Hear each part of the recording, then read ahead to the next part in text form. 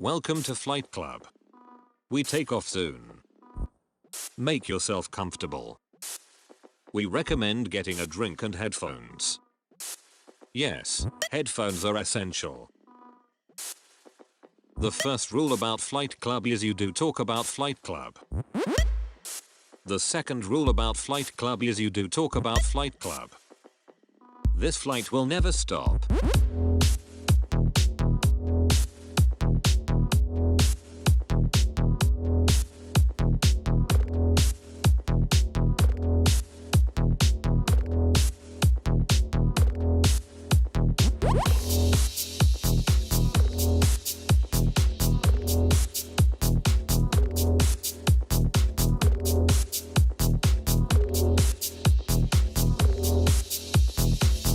Welcome to Flight Club.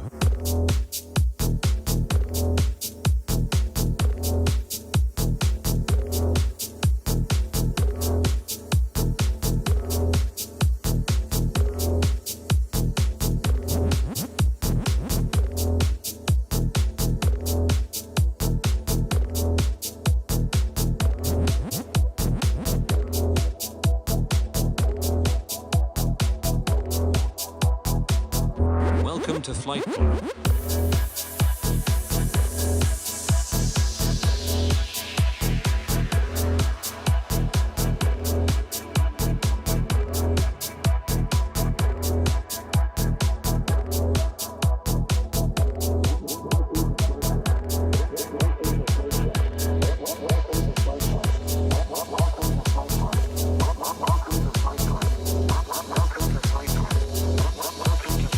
This flight will never stop. Flight Club.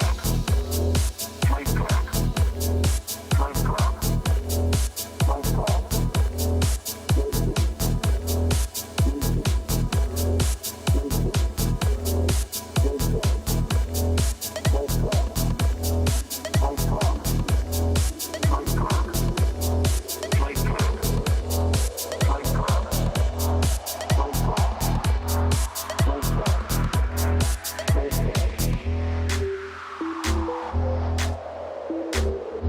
Welcome to Flight Club. We take off soon. Make yourself comfortable. We recommend getting a drink and headphones. Yes, headphones are essential. The first rule about Flight Club is you do talk about Flight Club. The second rule about Flight Club is you do talk about Flight Club. This flight will never stop.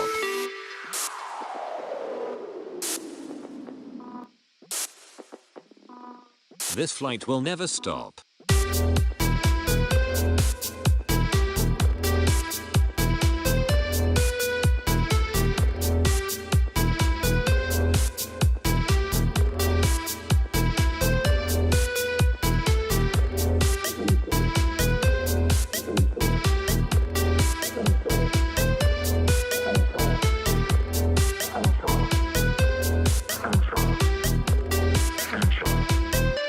Welcome to Flight Club.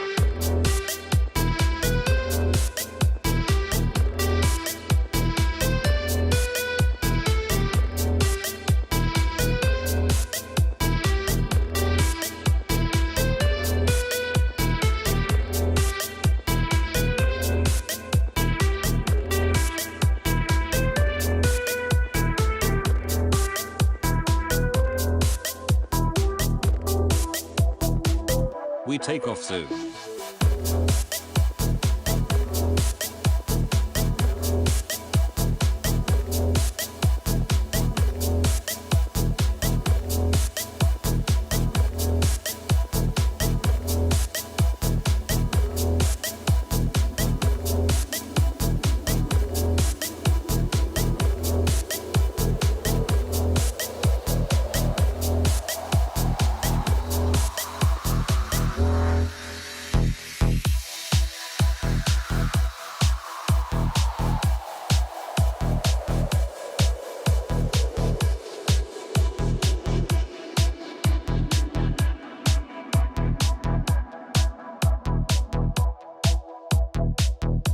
Welcome to Flight Club. This flight will never stop.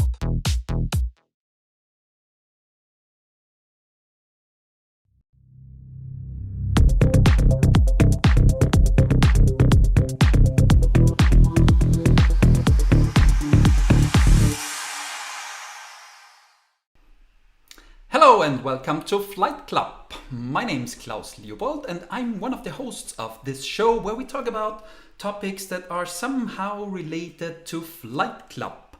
And we have two fantastic guests today. But before we talk about the guests, there is another co-host. Hi, good evening, everyone. So my name is Cliff, and I am the other host and co-founder of the Flight Levels Academy. We have two very exciting guests for you this evening. And so I want to kind of set the topic stage a little bit, and then we're going to kick over and do a little bit of introduction. But before I do that, I want to welcome everybody on the stream. I see there are people joining from all over the world. We have Brazil, Portugal, Canada, Vienna, Grahamstown, South Africa. That's my father joining from all the way back in my hometown. Hamburg, Cheltenham, Cape Town, where else do we do? Bangkok. Yeah, people from all over. Stuttgart, Germany. Wow, yeah, very, very cool to have you all with us this evening. So thanks for joining us and hope you enjoy what we have planned for you this evening. So just to kind of set the stage a little bit, we talk a lot about in the Agile world of this idea of everything being co-located and cross-functional teams. Of course, as most of you have probably experienced by now, the vast majority of the world has kind of gone remote, and we are doing things kind of like we're doing it right now. We do it via video, we do it via keyboards, we do it via audio screen and screens and so on. And obviously that creates a little bit of a challenge. We were sort of talking about a lot of everything being co-located, always in the same place, and that kind of changes the little bit of the environment. So what we've done today is we've invited up two of our guests who are joining us from South Africa, and we'll be talking about remote facilitation and coaching because they have been doing this since before COVID, and so I think they've got a lot of really interesting ideas to share. So I will introduce you to our guests. We have this evening joining us, as I said, all the way from Cape Town, South Africa, Kirsten Clacey and Jay Allen Morris. Would you like to just quickly introduce us to yourselves and tell us a little bit about the background of how did you get into this remote everything? You've written some books, you've built some courses, you've done all kinds of stuff, but what got you started? Yeah, okay. Well, thank you for having us. My name's Kirsten, and yeah, I'd been working in the Agile world for a while, and Jay and I were working together at a company where we had teams in Portugal and Kenya, and thankfully this was many years before COVID because it meant we had the opportunity to experience it in a slightly less stressed out space, and we just got really curious about what it was like to connect these people and get to know them online because it wasn't happening. And cut a long story short, we got super interested in it and started speaking at conferences. And we found half the people thought this was never going to happen because Agile's in person, and the other half really resonated with the challenges. So yeah, from there we got super interested in it, wrote a book, started some other things, and that brings us to where we are now. Jay, do you want to add anything? Yeah, so I think from picking up from where you just left off, one thing that we've tried over the last 2 years, I think, is we've tried to build this community where people come together from all over the world to practice remote facilitation, learn from each other, and grow. So in that way, we kind of share knowledge across borders, which has been amazing. Very, very cool. Yeah. So, I mean, this whole world, I think everybody's kind of been taken a little bit by surprise. Obviously, COVID was not something that, well, unless you work in the sphere or maybe, I don't know, some people knew that it was coming, but the vast majority of us were kind of caught unawares. We've seen a lot of people kind of panicking and jumping in oh, everybody's got to get a desk and a camera and I mean, webcams were sold out around the world for probably the first 6 months at least of last year. Good time to be making webcams. Also a very, very good time to be making books and courses about remote coaching and facilitation. I don't know how much you planned that, but yeah, I'm curious. Tell us a little bit about, you've been writing these books and doing a bunch of different stuff, but maybe Jay, you can tell us a little bit about the company that you work at and kind of the work environment that you're dealing with, because you're not just kind of consultants who are out there telling people about something sort of theoretical. You're actually doing this in day-to-day life, and you work in this sort of an environment all the time. So tell us a little bit about what your experiences have been and what you're doing in that sense. Sure. I'll just add first, like when we wrote the book and made the courses, it wasn't during COVID time and wasn't planned. Absolutely accidental. But I currently work for a German-based company called IO. And there I work as an Agile coach. So I kind of work on the business side of things. And I pretty much have people in my teams from everywhere from Mexico all the way to Poland. So quite a wide variety. And I know IO as a whole has like a gajillion different variations of people from all over the world. So we're quite diverse, which is amazing. And yeah, so I guess to share a little bit of context, I also joined last year, March. So I joined just before everybody went into lockdown, which is so interesting. I haven't met a single person in real life, but I formed many like amazing connections.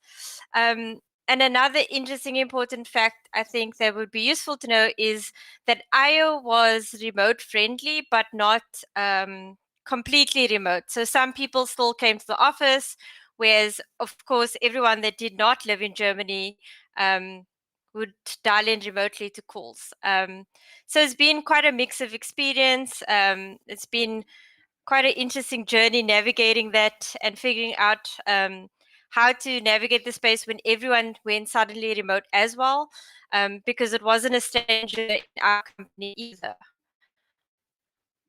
Yeah. I think it's really interesting because a lot of companies, I worked at a company quite a few years ago before I moved to Sweden, that was, it was kind of semi-remote. And what that basically meant was that, most of the time people were not in the office, but they hadn't really designed the tools or the workspace environment so much for kind of this asynchronous or different type of communication environment. I'm curious, maybe from your experiences, if you were sort of at a top line, I know in your book you talk about some principles, and we will come to those in a bit more detail in a bit.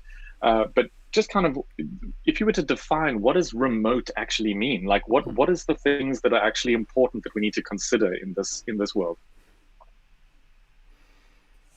What are the things that are important that we need to consider?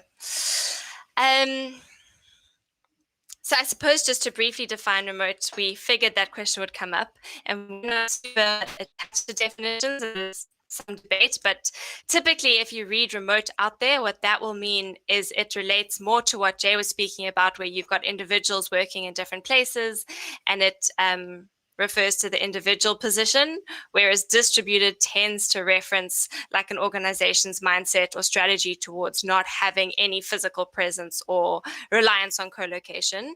But obviously that's changed during the last year, because now we just use the word remote for everything, and we kind of like that because it's easier. But I think one of the most important things that when we find ourselves speaking to people navigating all this chaos is to go slow and spend some time really thinking about what your needs are and what values you're going to use to bring those needs to life. So there are millions of angles you can target this remote working challenge from an organizational level right down to the individual. And they're all problems to be solved, but they don't all have equal weight and equal relevance to your specific context. And so and it seems so obvious, but just spending time getting in touch with what's relevant to you now, and of all the million best practices out there, which ones are specifically relevant to the problem and the culture you're trying to create. Because we don't all have to become the same generic vanilla remote culture. We're going to be emerging, and there's going to be so much innovation coming out as all these new remote cultures form, because there hasn't been tons of that in the last few years. So that would be my... Yeah. That resonates quite a lot with me. I would get this question a lot about Spotify. People are like, well, what's it like to work there? And I would say, well, it really depends a lot on where you work, not just which office, like from, sort of a cultural or location perspective. Different teams are different, different departments are different. We work in design, you work in technology. And I think often people kind of you sort of think of, I mean, actually, you know, oh, you're South Africans, South Africans are, or South Africans are a certain way. And it's like, yeah, but there's, I mean, there might be some general trends, but there's also a lot of nuance and variety in there. And I like what you're saying there, is that sort of, you need to kind of think about it a bit more deeply. What are you trying to create, and what's important with that? Before we go on to the next question, as you can see on the screen, there is a little prompt for me saying, ask your questions in the chat. Maybe the prompt is more for you than for me, but I just want to remind everybody, the goal of this session is that we take a lot of questions from the audience and from those of you who are listening on the live stream. So if you have a question at any point, please feel free, stick it in the chat. We will try to weave them into the conversation as much as possible as we go. It'll hopefully make it interesting and more relevant for you, but it'll also help me, because my job is to come up with other interesting questions in the meantime. And if you do my job for me, then I get to be a slacker. And sometimes that's kind of fun. I'm of course totally joking, but yeah, ask your questions in the chat. Cool. So what do we have here? I wanted to kind of unpack a little bit of this sort of thing of being remote. And I think there's kind of a difference between just being remote and as we were saying when we were doing some of the prep, people keep reminding me that it's not just that we're working remotely for most of us within a pandemic. And that these two things are actually quite important. You know, there's, for many people, all kinds of things have changed. I mean, people have had good things and bad things that have come out of this, and there's definitely for sure some stress factors included in this. So I want to kind of not sort of put the pandemic factor aside, but what I want to try to focus the conversation on, I guess, primarily is about sort of the key things that you've learned as a result of being remote, and if there's anything that is distinctly different or relevant because of, you know, we're dealing with the pandemic right now, you know, something that maybe is a little bit different or something like that. So I'm curious, yeah, what are kind of the things that you've seen that are sort of, if you will, the upsides of being remote or working virtually, and how has that kind of helped people in dealing with some of the circumstances that we currently find ourselves in?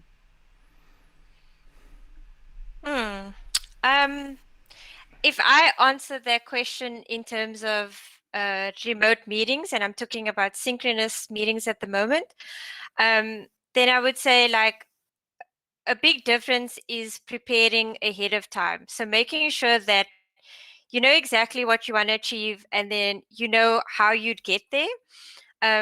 I think preparation in a remote space is so much more important. Actually, that's not true. That's very dramatic.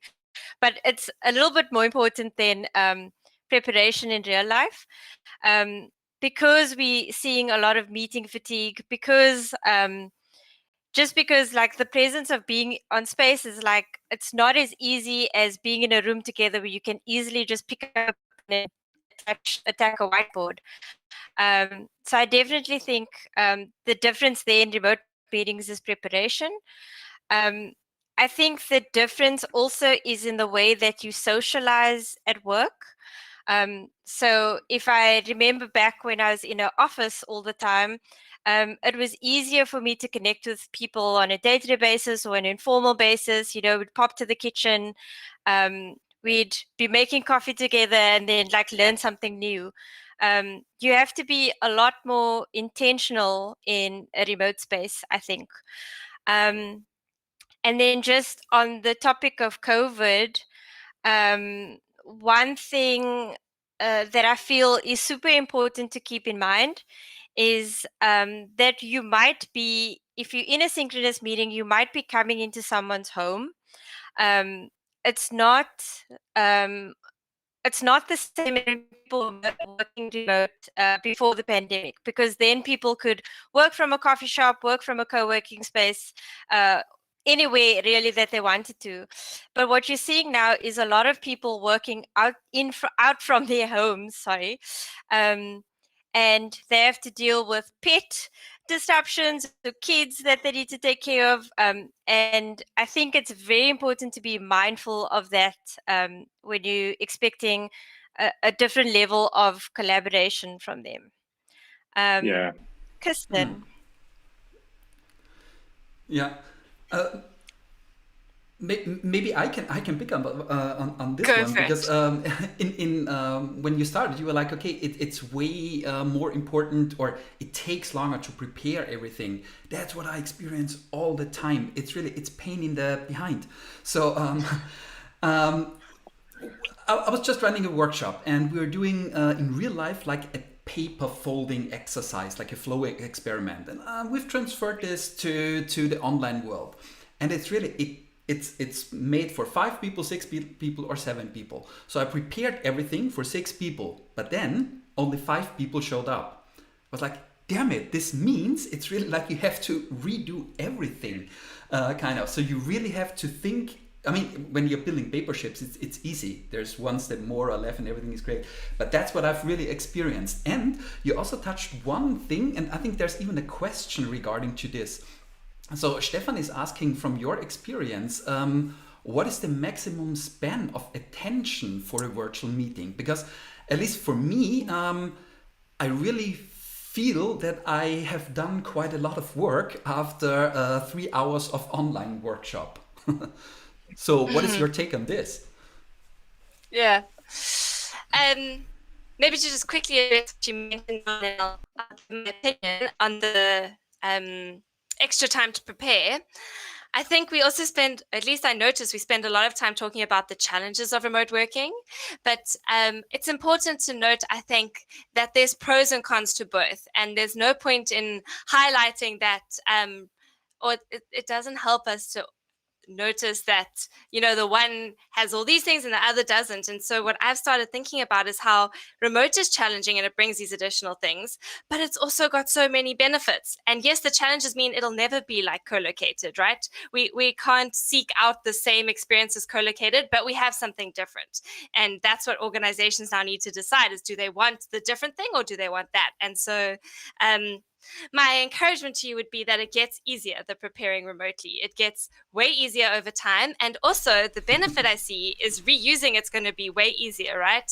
Because once you've got Yeah. this pattern, you don't need to Totally. keep this is at the front of the class every day, you know, it'll live forever. So that was that. Yeah. And then the maximum attention span I try to work with is 40 minutes, but that's not to say to have a meeting no longer than 40 minutes, but to always break for at least 10 to 15 minutes every 40 minutes. That's just my rule of thumb. Even if it feels like the energy's there, to just pause and go, okay, cool, we're going to step away from our computers for 10 minutes, do whatever you need, catch up on those Slacks, which you've been trying to block out of your field of vision, and then come back. And I find that helps with pace. That makes sense. So a little bit related to the attention span thing. There's a question from Ricardo Acosta.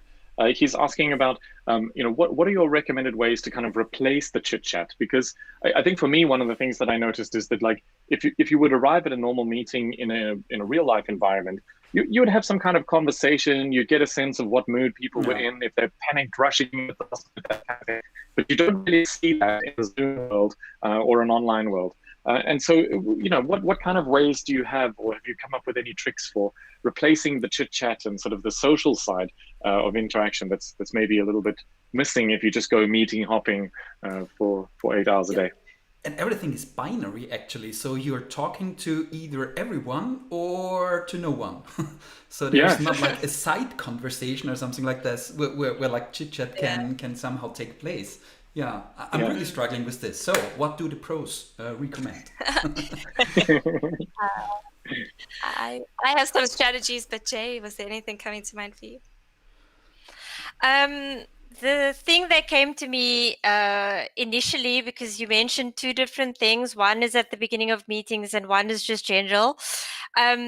Especially when COVID hit, I made a lot more effort to leave space at the beginning of a meeting if I was facilitating it. Just for people to vent, talk about the crazy news, share a joke, just have a little bit of a conversation instead of like straight up going like, okay, we're starting with business. Another thing that we also like to do is start a meeting with a check-in question.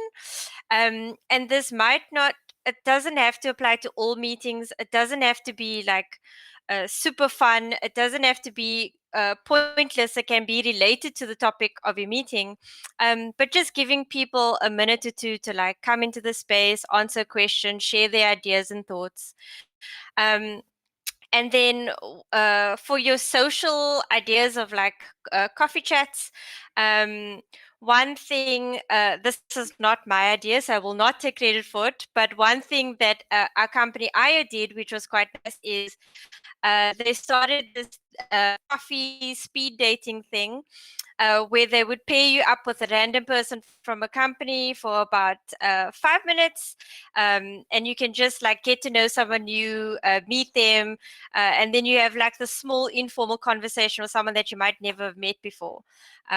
So yeah, I think that was quite nice and a nice way to bump into someone. I like that.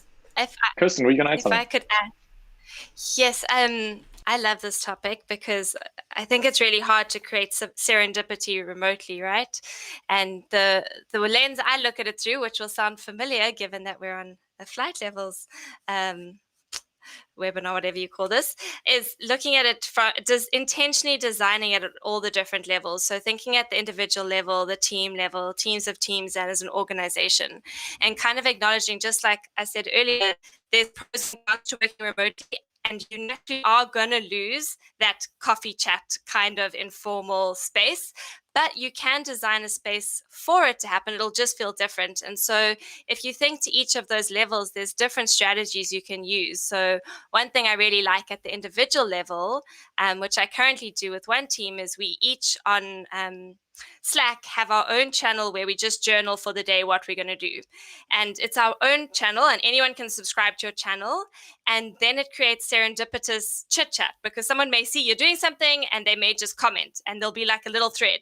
It's not verbal, it's not the same, but it's serendipitous and it's random and it's short, and then it's done. And so there's things like that at an individual level. And then at a team level, I think you have to be intentional about it. And so another thing that I've come to feel is that it's really hard to jump on a call and just chat to people. Some people can have trust for an established relationship, but to just get on a call and socialize is very difficult. And it's almost as though we need a conduit to help people navigate that space. So I find games or something a useful tool. And when I think of coffee machines, my equivalent is the ping pong table. You know, like I want something that we can play that's pretty mindless. I don't have to think about it, but I also don't have to stare you in the eyes and try and think of something to talk to you about for however long this meeting is so that we use up our time. So that's like designed at a team level. And then we have strategies at a team of teams level. And I think it's about creating these spaces, sending out the invitation to people and letting it be totally optional so people can engage via text or video, whatever their preferences are. Nice. Yeah, I would just add into that, actually. I don't know how many of you on the stream, or maybe the two of you, have watched sort of video game streamers, but one of the things that I really like if you watch these streams is you'll see people, they're running games. So while you're queuing up waiting for your game to start, you play a quick thing where you've got to guess a certain card or some random thing like this. There's games that work in like inside the chat bots. There's things that work inside Slack. And I think there's a lot of cool different things that you can do. I mean, in sort of a real life world, I mean, we had teams that would have a chatbot that would play the music in their space and even syncing it so that you can all listen to the same song.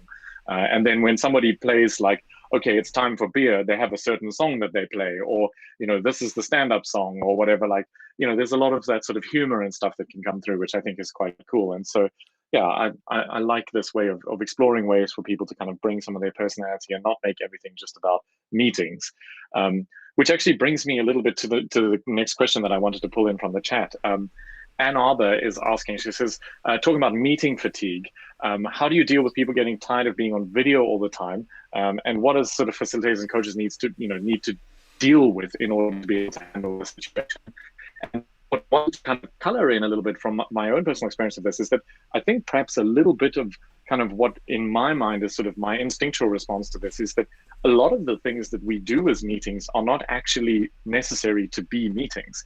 And I was reminded of the conversation we were having when we were talking during the preparation, was this idea of the difference between working remotely and working asynchronously. and that these two things can actually be maybe different, or you could have some of one or some of the other. And so I'm kind of curious what your take on this is. How do you decide if, do you even need to have that meeting, and how do you make meetings that don't suck remotely? And how do you kind of deal with that fatigue sort of thing that I think we face if we spend 8 hours a day on video? Yeah. What are your thoughts? I think we need to avoid the situation where we're on video for 8 hours a day at all costs. And Jay and I are quite strict on ourselves, at least, to never force people to turn on their videos, because we think remote meetings are already quite awkward, vulnerable spaces. Like, it doesn't feel supernatural. And so by forcing people to do things, you're robbing them of a little bit of autonomy, which can make it a bit awkward. So we always leave videos optional. And I think it's a valid point that's raised, though. As a facilitator, how do you get data and feedback from people without being able to see them? And that's where I think you can design things into your meeting setup to get other kinds of feedback. So one of our rules of thumb is to always have something visual that people are engaging with, even if it's a whiteboard just with stickies. And then you can gauge like where people are, or give them things to do, or get other cues, so that you're not purely reliant on the visual side of things. And the other thing, which you started speaking to, Cliff, is I think a lot of things that we do on video don't need to be on video. I'm busy being onboarded to a company which I'm joining on Monday, and they're very asynchronous. And I was so interested to see that the HR lady wanted to set up a half-an-hour chat with me, but it was all via text. And she said, I just need to book half an hour with you, but we'll do it via text. And then we had this half-an-hour chat via text. It was so cool. I was sitting in my pajamas in front of the TV after a long day, and it was a pretty simple conversation. It wasn't complex. We didn't need to unpack massively complicated things. And text was absolutely fit for purpose for that. So I think that we could do way more things via text than we think we could, but it's also a muscle we need to build. And it's not something that we'll build overnight in a pandemic. We need to allow ourselves the space to learn and try these things out. Yeah.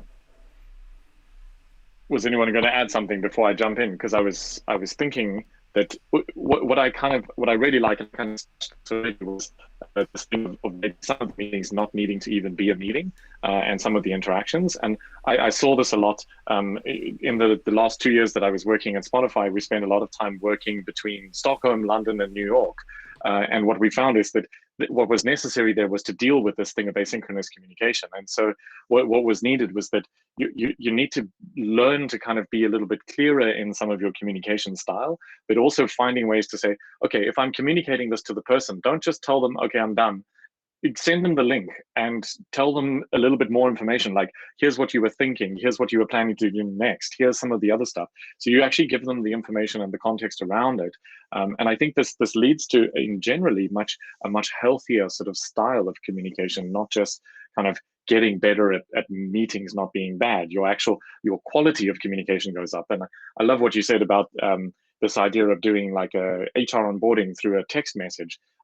We don't have to do everything on video, and we don't have to do everything even in real time. And I think, which kind of brings me a little bit to the next question, actually, if it's cool if I jump onto that, which was, I wanted to talk a little bit about some of the upsides of remote, because I think everybody is kind of dealing with this thing of like, oh, it's chaos and we've got to deal with all these problems and challenges and we can't socialize and we can't do all these things and it's hard to get everyone to put the video on. Like, sure, those things are true.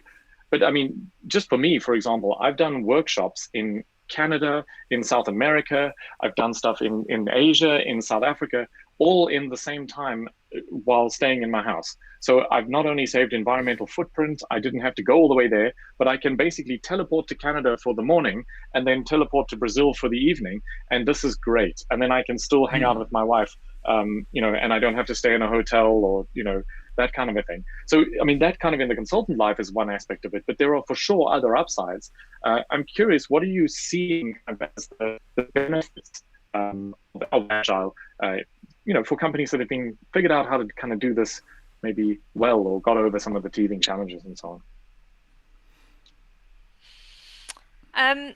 I think if we're speaking at a company level, one of my favorite things about working remote is that you have this, I don't want to call it documentation because everyone goes, eek! But you have this like endless access to documentation, and whether you're running an asynchronous conversation or you're running a synchronous meeting, if you make it engaging, you can refer back to it anytime. And I've really seen this as quite a pro. If people need to update meetings, if they need to share content or information, the information is always there. And kind of something that you touched on, I just love how the workplace is becoming more diverse. I love how we're giving people the space to like live their lives amongst the workday. So many times I've seen someone say like, oh my goodness, like my pet needs an emergency and I need to go deal with it. And it's absolutely fine, right? Like they can go do something for themselves, come back to work and just carry on. It's definitely, I think, for me, one of the positives. Yeah, I love that aspect of kind of the sort of human connection piece, which is somewhat almost ironic given what we think about when we think about remote. But like I've seen into people's houses, you've seen their kids, their pets, you've seen their favorite coffee mug, you've seen them just out of bed in their pajamas still because they forgot the video was on. And, you know, all of these kind of funny things that are kind of cool and a little bit more, especially in current climate, it's quite nice to have that sort of sense of sort of the person behind the work face and the name on the email address. And that's definitely a plus side for me as well. Yeah. Kirsten, were you going to add something? I was going to add, because also when I think about the benefits, I think you mentioned the more global aspect. And the other thing, which is maybe a small thing, but I'm sure you've noticed it too, is I love how your outlying communities are also coming back to life. And what I mean by that is there's so many countries where the areas outside of the city go quiet during the week because everyone's commuting into the city and spending so much time in traffic that they really are tired when they get back, and there's so little like life in those surrounding cities. And now worldwide, you're seeing that change. You're seeing life and vibrancy come back to these communities because the parents are there most of the time and they can build up the communities, and as the process is changing, and it's I think it's just creating so many more options. And I don't know, Jay said the word diversity around us. So that's what really excites me at a very macro level. I love Mike R's comment. It says the upside is he can wear his pirate suit without worrying how he's going to get in his car with the giant hat on. I love this. Exactly. Yeah. I also love this thing. Like, I mean, it's just a little bit of fun, but maybe sort of connected to some of how you deal with the meeting fatigue as well. But just people playing with some of these, the things that put a pirate hat virtually on your head, or like different filters and these kind of things. Like, I've seen serious meetings on the go where somebody, actually, Kulawat is in the chat. One of the first calls we had, I accidentally turned on the Facebook filters thing, and it turned both of our faces into pink furry animals. And it was like, I mean, it's a little bit awkward because we're trying to, there's business meeting and stuff, and all of this thing is on the go. And I'm just like, no, but at the end of the day, I think, both of us were kind of enjoying and amused by the situation. But yeah, just you can have a little bit of fun and personality in that way. Yeah. Well, shall we take a look at the chat? Because I was just skimming through the chat, and there are so many questions, and they're really great questions, and there are multiple +1. So it's maybe a slight change of the topic, but I kind of like this question. So Nicholas is asking, have you faced a challenge to run a workshop which is partly online and partly offline? And is there some advice how to do something like this? So our preference, we like to use a metaphor to kind of describe it. And in South Africa, we have safaris, and if you think about going on safari, it's when you go and see all the animals in the wild. The vehicle you're using drastically impacts your experience, right? So if you're on a bicycle, it's a very different experience to if you're on a 4x4. A bicycle, you're exposed to many more risks, and you just don't have the same experience. And the same is true for remote calls. And I know this is a loopy way to get to the answer, but I will. The bicycle experience is pretty much what everyone who is dialing into that meeting where there's a group of people co-located, they're having a bicycle experience because they can't hear the jokes. They probably don't hear all the information being shared. They can't see the space. And so you kind of lose the ability to use digital tools because the people in the room can't leverage them.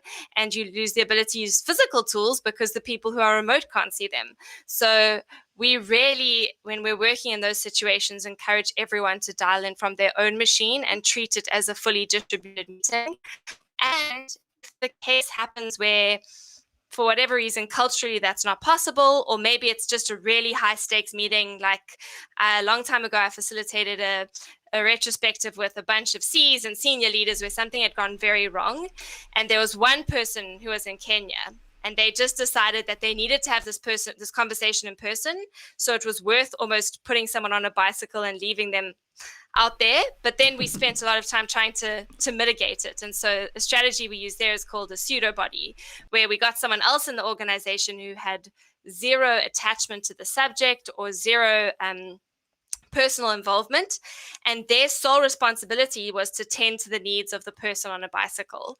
So they had a text chat running with them, they were taking the camera around, showing them things, and they were a literal physical reminder to the group that there was someone else there that we needed to hear. And that really shifted the dynamic. So I think it really is about how much you care about hearing from your remote people. Yeah, I like that. Yeah. Sorry, I was just going to add, I was just going to add one extra tip, which Kirsten kind of mentioned, is that obviously the ideal thing is for everyone to dial on their own machine. But if it's like a high stakes meeting where it might be C leadership or it's like a conflict situation, it might be useful for you to just briefly meet with each person that's going to be on their call to find out how they're able to engage, to find out what their expectations of the meeting is, because it can go a long way in terms of how you prepare the session as well. So it's just an additional tip. I like that, and it gives a nice segue to the next question, which was asking saying, what do you see as the main differences when you're doing leadership coaching, especially one-on-one in a remote context? Shall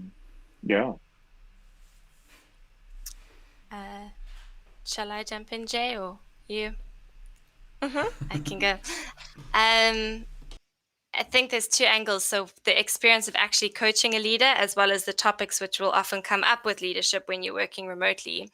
And maybe to answer the latter, because I don't know what angle we should take, but a common challenge for leadership in remote spaces is trust, and the legacy of, if we can't see people, how do we trust people? And so I think there's lots of work to be done with leadership as coaches to understand where the fear comes from. How do you build up enough context in your organization so that they can increase their trust? How do you make constraints clearer? What kind of things are they going to be looking for? If we now have these visual cues we relied on, what other things can we look to, so that we're not just taking something away, but we're just shifting our models to notice different things? So trust is a common theme that comes up with leadership, and helping them understand it and navigate it and reform their views around it, I think. Yeah, and I think there's a question which is somehow related to this. I just want to quickly bounce it in as well. So Jess is asking, like, how do you handle conflicts between two team members in a virtual setting? And I would like to add something. How do you actually figure out that there's a conflict? Because at least for me, it's really quite hard to read people. I mean, in real life, you have way more senses. What's your take on this? I actually had this exact situation last year in November. So just to speak about it in a linear fashion, how I noticed there was conflict was that Slack started buzzing with I know that like if you read text, like it can mean many things, but you could kind of tell that there was a little bit of aggression going on between these two team members. Um, and Kirsten and I speak about this in our book a little bit. When you notice a conflict situation, it's very important to deal with it, especially in a remote space. It's very easy to just like go, ooh, I'm going to ignore this. I'm going to pretend like I didn't see anything. But that only like festers the thing more. And especially if you're in a remote space, like that conflict can just feel amplified. I think we mentioned it a little bit before. If you're in a room together in a co-located space, a conflict might arise, but everybody can observe it, they can see it, they can feel it, and you can kind of address it more easily. Whereas with a remote space, you have to be a little bit more intentional about addressing it and making sure that you can find a way to resolve it. So what I did in this scenario is I reached out to each person individually first, and I asked them, would they be open to me having a conversation with them, like just a quick 30-minute call to find out like what's their perspective, how they're feeling, what is the actual problem that they're facing. I also said to both of them that my conversations with them will be purely confidential. So I'm not there to resolve the problem or tell the other person like what's going on. It was there for them to sort out eventually. But I was just trying to get them to be able to at least verbalize what was going on for them. And then after that, the one-on-one space, kind of asked, would they be open to having a conversation together, and do they want me there or not? Because I thought that it was important that I was not forcing myself onto their space, that they deal with it, but they asked for me to be there. That conversation got very heated and it was very spicy. But at the end of it, we kind of decided that they need to work through it through some method. However they get to that is up to them. But what I also planned at the same time was a team retrospective where we spoke about conflict. We spoke about why people might be going through conflict, because obviously they had seen the aggressive messages as well. So I felt like as a team, we also needed to acknowledge that a conflict happened. We didn't need to speak about the specifics, but just working through that as an issue. And it was after that retrospective that we were speaking about conflict, that the two of them just got together on a completely unrelated note. One of them hijacked the meeting and just said like, okay, like let's just hash this out and get it done. And after that, they were completely fine, which was so awesome. But 100%, like you need to address it. Yeah, I would plus one on that. Just I think that so often we avoid conflict for two reasons. One is that we think it'll just go away, and sort of wishful thinking, as the strategy was mentioned in the chat. I think Richard was talking about this. And the other is that I think in many cases, even sometimes culturally, is that we're scared of conflict because we think that somehow conflict is bad. But I think that in so many situations, I mean, Klaus and I talk about all kinds of different ideas with Katrin, and we sort of kick things around, and sometimes we disagree, and we need to disagree quite strongly about things. But the point here is that if you're going to be an asshole to the other person, that's the problem, not so much the conflict. Like, you want to be able to have a healthy conversation and say, yeah, no, I don't agree with you on this, and I think maybe we should go this way. But at the end of the day, you still have to be respectful and a decent human being. And so I think what's helpful in a conflict situation is to try to separate a little bit of like, okay, there's an agreement, but then there's sort of maybe a meanness or an attacking each other. And often those things can kind of be dealt with a little bit separately. If you solve one, sometimes the other one can become a little bit easier. Cool. I'm conscious of the time, but before we go into, I've got at least one more really interesting question about tools that I want to take. And then I've got some sort of closing questions for you. But before we get to that, I want to just take a minute to remind everybody, Klaus has put a very helpful subscribe button on the screen. If you've enjoyed this content and hopefully it's been really cool for you, we would love it if you would hit the like button on YouTube, hit the subscribe button. This really helps us to get the message out there. A lot more people will see the videos as a result of your engagement with it and enjoying the content. Of course, you can also sign up for future events. Many of you will have signed up via the meetup. I will paste the link in the chat now in a second for those of you who are not aware of it. But as we like to joke and say, the first rule of Flight Club is to always talk about Flight Club. So tell your friends, tell your family, tell your auntie, tell your cousins, bring them along and come and have an interesting conversation with us next time. Cool. The last thing I want to mention before I go back to the questions is just for those of you who are interested to either learn a little bit more about flight levels, we have an online self-paced course that you can take. I'll put the link in the chat in a second.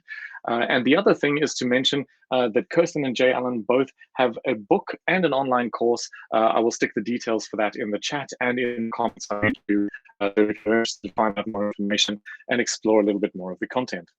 Cool. So now that the intermission or quick ad break is kind of dealt with, let's go to the all-important question, the one that I get pretty much every time we talk about this stuff.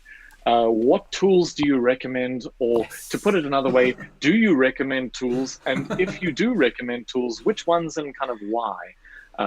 Because I think there's a lot of interesting stuff inside that topic. Yeah. So who would like to take that one? I can take a stab, and Jay, you can just jump in. Yes, you get this question all the time, and our preference is to start with the simplest tool that will meet your needs. And the reason being, if you start with the fancy tools, then you kind of get attached to all their little bits and bobs and want to play with them. And that can distract from what you actually need to be doing. And the second thing that happens is every tool has a basic kind of tool fluency. And what I mean by that is there's always that time at the start of a meeting which you spend on onboarding people and getting them to a point where they are familiar enough that they can communicate with ease, and it's not even something they think about. Because if you think about like a meeting room, you don't even think about using a sticky and a pen. It occupies none of your cognitive capacity. But actually using a very complex whiteboard that people have never used before can actually take a little bit of their focus from the meeting, and you lose a little bit of their contribution. So we always like to start with the basic tool available to you, but have a tool that's fit for purpose. So when we're teaching people, teach them on something like Google Slides, because it's a simple white canvas and you have to be intentional about making a sticky note as a square, and you have to intentionally deconstruct all the little interactions that you would have and rebuild it so that you really know what your space needs. And then when you jump over to Mural or Miro, it's easy. So the short answer is start with a basic whiteboard tool like Google Slides. But if you're a team meeting often that's going to get familiar and build up a language, we like Mural and Miro. Cool. Anything else to add, Jay, Klaus? Nothing from me. 100% agree with Kirsten. Start with your needs first and then figure out the tool from there. It's definitely better than trying to drive a fancy Ferrari in a Safari. Nice. I like that. I also really enjoyed the bicycle safari idea. That had me having interesting images in my head. I would just add one little thing on the tools thing. I think very often what happens is it's a little bit like people going on an Agile course and then they want to learn how to be Agile, and then they go and want to implement all of it. And that to me is basically implementing Agile by doing it in a waterfall way. And I would encourage you to kind of think about it in the same way when it comes to tools. If you're going to adopt something, whether this is a new method or a visualization or a tool or something, just like you should be doing in an Agile manner with building a product or anything else, build it iteratively, do something in small steps. So start with a prototype, do something on a whiteboard, do it on a piece of paper, test it out in a low-tech way, and then build up to something. Don't go all in and make everybody move to Jira on day one, because that is a very, very expensive way to make a change. So yeah, not so much don't use tools, just kind of take small steps to get there rather than going all in a big bang approach. Cool. So we had one or two actually other questions coming in the chat. I just wanted to see if there was something. No, that was me typing messages and it's showing up in the other screen. That's actually more. Cool. So we've had a lot of interesting conversation. And I've had a really, really interesting time. Before we go, though, what I'd like to do is just ask maybe for each of you, if you were thinking about kind of for somebody starting out on this journey, what would you offer as sort of a closing thought or a kind of a tip, something maybe that you learned along the way or something that you've kind of found to be super, super helpful that we haven't yet explored or discussed? So what would be your kind of one important go-to tip as a closer? I don't mind going. For me, what I find most important is just to try, experiment with things. And it might seem like a scary thing, but even if you are upfront that you're trying something new and you'd like to see how it goes, I would suggest doing so. We can give you all the perfect advice in the world, but it doesn't mean that it will work in your context. So I think that a lot of experimentation and just trying things out is useful. And coupled with that is asking for feedback. So I try and leave like a little feedback block whenever I do a big workshop or something new. And I just leave it there so that people are free and open to share like anonymous feedback about how they felt about the session, what did they like, so forth. I love that, because you're basically saying be agile. It's like the core of it. Do something and then get some feedback. It's yeah. I wish more people would do it this way instead of too much theorizing and planning, and just do it and then see what happens. I like it. Kirsten. Yeah. Going off to Jay's one, which was basically be agile, is hard now. But I was thinking about it on like a practical level. What's something that I default to as like a little gold nugget that helps me? And I think when we're in remote spaces, one of the things I've noticed is they're like these kinds of meetings, remote online meetings, accidentally biased towards certain kinds of thinkers. So if you think about your average remote meeting, everyone jumps online and we start talking. And if someone hasn't brought a visual into the space, it's like a very heavy reliance on verbal communication. And that is some people's preferred way of thinking and communicating, and it isn't other people's. And if you add to that you probably have different comfort levels with the main language being spoken, and if you only have verbal cues to navigate the space, it can become quite an unequal experience, but also then impact your outcomes. So the way I like to get around that is to just have something visual in every meeting and allow time for silence. So always before starting a meeting, spending 5 minutes in silence, whether it's on the agenda or catching up on links or adding topics to discuss, or putting those 5 minutes of silence somewhere else, but just kind of reducing the reliance on verbal communication and giving people other alternatives so that we create a bit more space and, sense of calm in our meetings. It doesn't always have to be this rapid fire conversation. So that's my tip. Be visual and have silence for thinking. I would +1 on this as well. I see so often people kind of do something where they say, any questions, and then pause for the briefest split second. It's a little bit like they joke in Johannesburg that a nanosecond, the time between the robots going the traffic light going green and the guy behind you in the BMW pushing his hooter.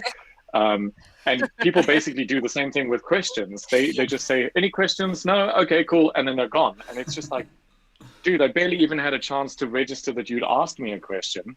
And yeah, probably the first thought I had was not the smartest one. So give me a few seconds to think. It's so important. I really like that. Yeah, cool. Klaus, I wondered if you wanted to say anything before I close off for this evening? No. I mean, what are you thinking of when you ask a question like this? Maybe you were going to add something. I mean, you've been running a lot of remote workshops. You've been teaching in this environment. You've been doing a lot of stuff. Well, I really enjoy it. That's really so. When it all started back then, like it's almost a year ago, I was like, no, I'm too old for this online shit now. Sorry, so I don't want to learn this now. No way. But now I really see it has so many advantages. There's so many things possible. I haven't thought of this before, and I hope that we never go totally back to normal, like flying around this planet all the time and stuff like this. I really enjoy this way of working, and yeah, it took some time, but now it's really great. Cool. Yeah, I found the same. It's been a fun journey and certainly interesting. I think we have a lot more to learn. And one of my big reflections just generally in this space is that for so many people, there has been a sort of this boom of doing everything remote. And I think we're sort of in a space where we're still figuring out a lot of the things. And what I'm really excited about is not only the technology and the tools, but the facilitation techniques, things that you've written, the workshops that have been created, all of this stuff, because people are really figuring out how to do this properly now. And it's really on a large scale. So we're getting a lot of variety of different experiments running. People are trying new things all over the space. And, a virtual conference, 5 years ago was the same technology, very dull and boring. And now today, it's actually possible to do something super, super cool. And you look at events like this, we can have people from all over the world joining us. I mean, none of us are in the same space, and certainly at least there's 3 different countries represented here, just in terms of the people who are presenting content, and there's probably 93 people live on the stream right now, and that tells me that there's at least probably close to 93 different cities represented as well, and that kind of stuff is super, super cool. Klaus, I think you were going to say something. Just one more thing. I mean, there are so many things possible these days, and I have never thought about this. So the outcome of the workshops, I think, is much better in the online world. So usually I used to do like 2-day workshops. That's more or less the main format. So I was traveling to somewhere, deliver this 2-day workshop, then traveling to another place, deliver this 2-day workshop. So what we do these days is we split it up into 4 sessions of 3 hours. We have at least 1 day, sometimes even more days in between. So you have a session on Monday and the next session on Thursday. So, and what we always do is like homework, inter-session work. And now something really great happens. Usually when you are 2 days together, you have a time box. Like there's an exercise, 30 minutes, do something. And after 30 minutes, you're done. Here you can say, okay, we recommend that you spend at least 30 minutes on this, but if you feel like doing it longer, do it. And I have experienced some workshops where people really came in, and then after each session they met with their colleagues and they were just working an entire day on this problem, and they did it between all the inter-session work, and the outcome was just it blew me away. It was like, damn, what's going on here? I mean, it's really like I can never imagine to produce an outcome like this in a live session, and that's really I love it actually. Yeah, that's super cool. Yeah, cool. So before I say thank you to everybody and close off, I just want to take the opportunity to say, if you have suggestions, either for further questions that you'd like to ask, just fire them off in the comment section on the video on YouTube. Also, if you have suggestions of other people we should talk to or specific topics you're interested, we'd love to hear ideas from you. And of course, as Klaus is reminding you, hit the like and subscribe button. It would be super cool. So, last thing to do before we go, I just want to say thank you so much, Kirsten and Jay Allen. It's been wonderful to have you here. It's been really great having these conversations with you both this evening and thank you so much for joining us, and I look forward to doing awesome things with you in the future. And thank you to everybody on the live stream. So thanks so much for coming. Cheers, everybody. Thank you for having us. It was Thank awesome. you. Cool. thank you. Goodbye. Wow. Bye.